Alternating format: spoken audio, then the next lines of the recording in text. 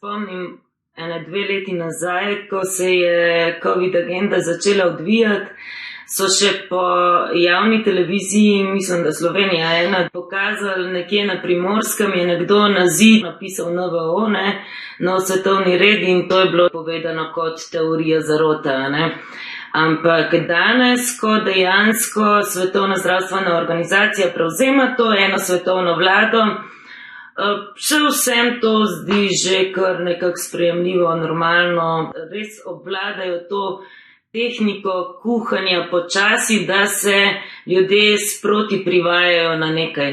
Ja, res je. Zdaj, jaz sam v tem zadevah razmišljam in dejansko izgleda moramo v nekih krogih ljudem razlagati stvari, kajti verjetno se bo odprlo časovno okno, ko bo ljudje za torej ta opozorila postali dojemljivi, ko bodo doumeli, kaj to dejansko pomeni za njih. Zato v tej knjigi v bistvu pomagava tudi, poskušava pomagati najprej z nekimi vodilnimi vprašanji ljudem sistemizirati njihovo znanje, ker jaz, ko se z ljudmi pogovarjam, vidim, da ljudje ogromno vejo. Informacije so prisotne, ampak zlaganje teh informacij v nek sistem tukaj pa ne gre zaenkrat. Zato midva v uvodnem poglavju s Katarino predstavljava 13 družbenih stanj in procesov, ki bi jim lahko rekli sloni v sobi.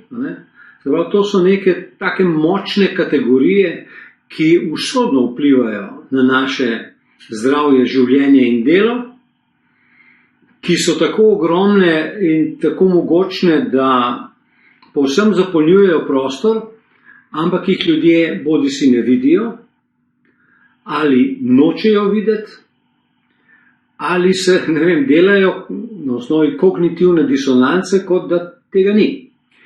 Tako da to je neko ogrevanje, ki že samo po sebi se mi zdi, bi lahko pomagalo ljudem, ki sumijo, da nekaj ni v redu, urediti svoje misli in tudi nakazati pot, v kateri smer je treba razmišljati, če želimo preživeti. No, ta knjiga, kot rečeno, ima ambicijo pokazati pot preživetja, kako bomo preživeli, in ne samo kako bomo preživeli, ampak uspeli. Ker mi bomo lahko uspešno živeli samo, če se bo sistem upravljanja človeške družbe spremenil. In ena od ključnih pogojev, brez katerega ne bo človeštvo preživelo, je oživitev, se pravi reafirmacija vloge nacionalne države. Nacionalno državo pa Svetovna zdravstvena organizacija ukinja. Zdaj, pozitivno pri vseh tej komplicirani svetovni situaciji je, da so očitno tudi v teh različnih vejah globalne elite pogledi na ta vprašanja vseeno nekako neusklajeni.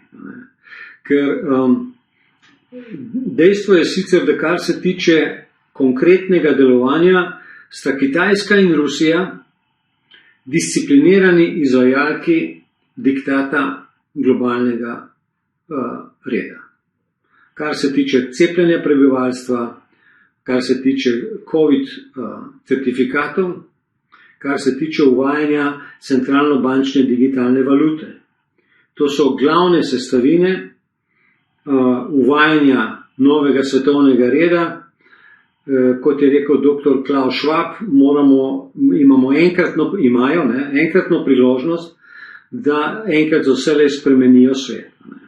No in pri teh ključnih sestavinah do tega trenutka Kitajska in Rusija sodelujeta disciplinirano, kljub vojnam, kljub medijskim vojnam in dejanskim vojnam.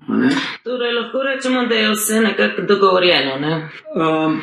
Velik del je dogovorjen. Vojna v Ukrajini ustreza ciljem, tudi tem sem govoril, ustreza ciljem globalnega centra, vendar je pa deklarirana usmeritev tako Kitajske kot Rusije v multipolarnost sveta, je pa v nasprotju z direktnim tekstom enega svetovnega reda oziroma Davosa. Seveda,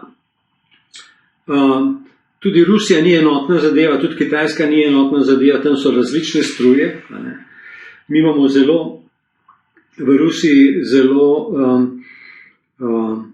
nacionalno-patriotske struje prisotne, ampak oblast zaenkrat, ki poleg vojske, s katero usklajuje zadeve očitno Putin, je neoliberalna monetarna oblast in farmacevtika. To so indikatorji, kaj pa dejansko se v resnici dogaja. In v resnici se Rusija ni čisto nič skregala z Klausom Schwabom ali pa z Billom Gatesom. Rusija je bila prva s temi tako imenovanimi cepivi, za Sputnik 5, ki je licenca AstraZeneca. Njihova Gamaleja pa njihova farmacevtika ni v stanju tega proizvesti. In tudi ve se, kateri finančni mogotci in skladi so prisotni tako v AstraZeneca, kot v globalnih skladih, kot v Rusiji. Tu je povezanost zaenkrat še precej intenzivna, tako da ta vojna na drugih področjih ne ovira farmacevtskih poslov, smo pa v obdobju cepilnega globalnega fašizma. Tako da za glavnim orožjem zaenkrat se deluje še dokaj usklajeno. To je težava.